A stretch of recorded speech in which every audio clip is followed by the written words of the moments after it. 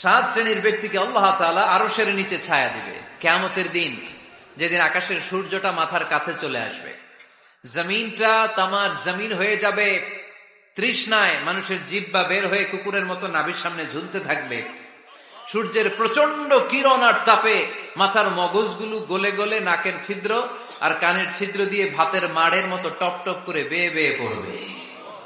আল্লাহর আরশের ছায়া ছাড়া সেদিন আর কোনো ছায়া থাকবে না।